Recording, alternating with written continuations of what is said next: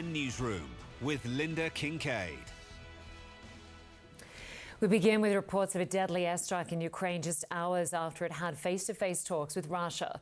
Ukrainian officials say 9 people were killed when a Russian drone hit a bus in the northeastern Sumy region. 7 other people were injured. Ukraine's national police called it a cynical war crime. Russian state media reported that Russian forces had targeted Ukrainian troops who were staging equipment in Sumy. Now, this attack comes after the two countries sent their negotiators to Istanbul Friday, where they made some progress on a prisoner swap and possible future talks. But a Turkish official says Russia shot down the idea of an unconditional ceasefire, a main request from Ukraine and its European allies. US President Donald Trump said before the talks that there would be no progress anyway until he met with Russia's president. He is at the table, and he wanted this meeting, and I always felt there can't be a meeting without me because I don't think a deal is going to get through. There's a lot of hatred on both sides. I have a very good relationship with Putin. I think we'll make a deal. We have to get together, and I think we'll probably schedule it. Ukrainian President Volodymyr Zelensky and his European allies held a phone call with Mr. Trump from a summit in Albania. Mr. Zelensky called for more sanctions on Russia if it keeps saying no to a ceasefire. And he suggested that Moscow was not serious about the talks in the first place. And I was ready for a direct meeting with Putin, whether in Ankara or in Istanbul, and not just for a meeting, but to resolve all the important issues to my mind. But he didn't agree to anything, Putin. And you can also see that the Russian delegation that came to Istanbul is of a very low level. None of them are people who actually make decisions. Well, CNN correspondents are covering this story from all angles. Claire Sebastian will have the details from Istanbul, including what Russia reportedly demanded during those negotiations. But first, I want to go to Frederick Pleitton, who reports on Moscow's take on the talks. Moscow says it is satisfied with the way that the talks went in Istanbul between the delegations of Russia and Ukraine. The chief Russian negotiator, Vladimir Medinsky, coming out and saying that the two sides had essentially agreed to 3 points. On the one hand, it was a prisoner swap. He also said that the Ukrainians had been asking for a direct meeting between Vladimir Putin and Ukraine's president, Volodymyr Zelensky, and that the Russians would bring that to the attention of Vladimir Putin and allow him to make a decision, and that also that the two sides are going to now formulate what they see as the path forward to a ceasefire, to then meet again for further negotiations to try and find a path forward. Now, as far as President Trump's comments that he believes that this conflict can only be solved through a direct meeting between the U.S. leader and Russian President Vladimir Putin, the Russians, they're saying that they also believe that such a direct face-to-face meeting is of the utmost importance. However, they believe that such a meeting is not necessarily as imminent as President Trump seems to think. The Russians are saying such a meeting needs to be carefully prepared because it would deal with some of the most important questions in the world, of course, first and foremost, with trying to solve the conflict in Ukraine. From Pleitkin, CNN, Moscow.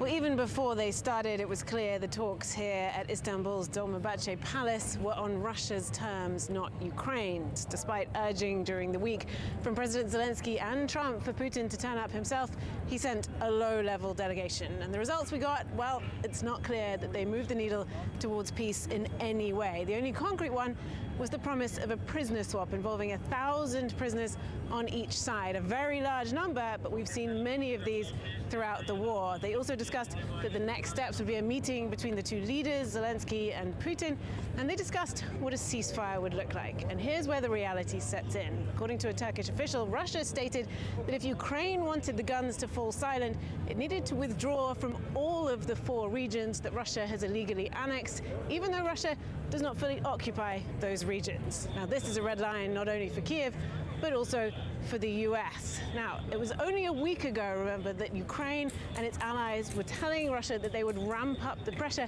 if it didn't sign on to a ceasefire. President Zelensky trying to get back to that point today in a phone call with President Trump, joined by several of those same European allies. So what we've got here today, at the very best, was an anticlimax, especially for the press who've been camped out here for the best part of 2 days. At worst, it's a setback. Russia allowed to call the shots here, and still no ceasefire in place.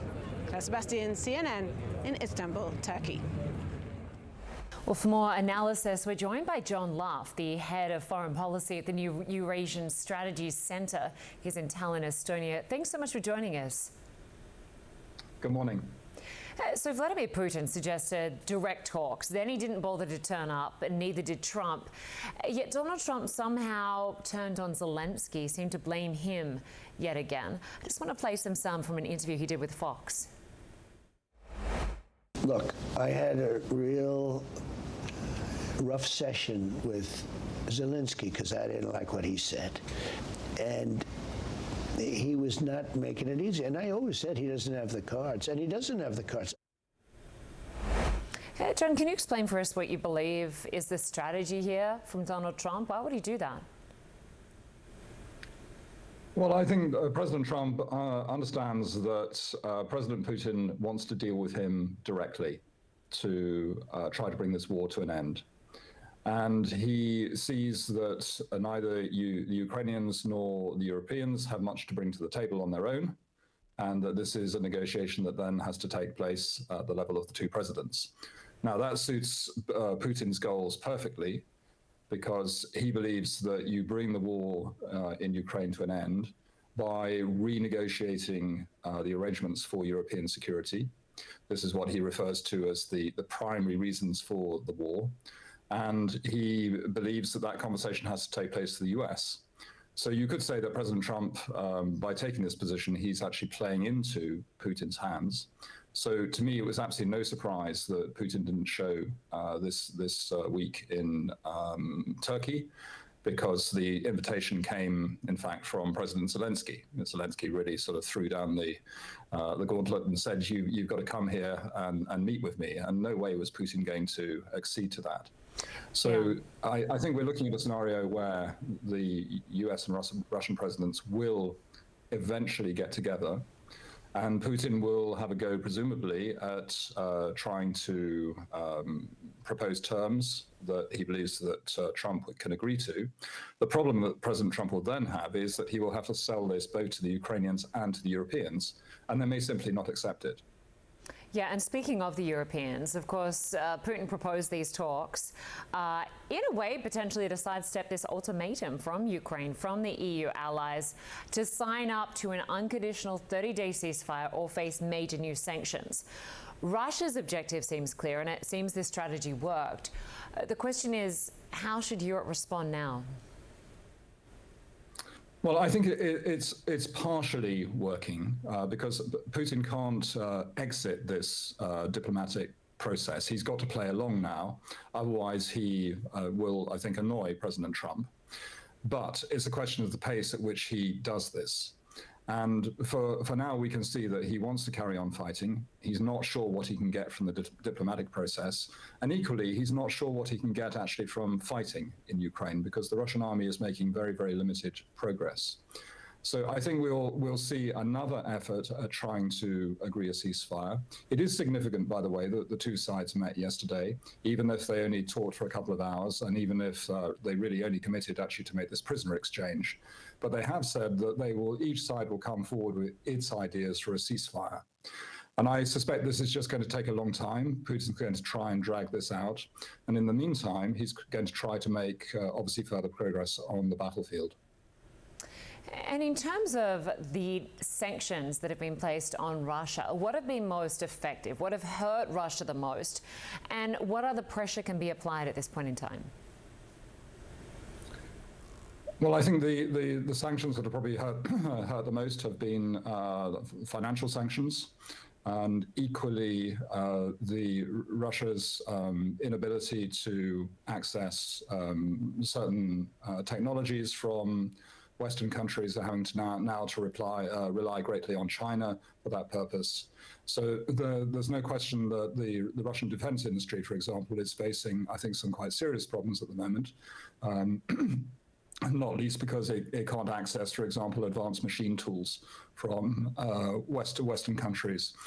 Otherwise, the efforts to restrict oil and gas exports have not been particularly successful because Russia's been able to divert these to Asia. So for the moment, the impact of sanctions is, I would say, rather modest in terms of trying to stop the Russian war machine. All right, we appreciate your analysis, John Luff. Thanks so much for your time. Thank you.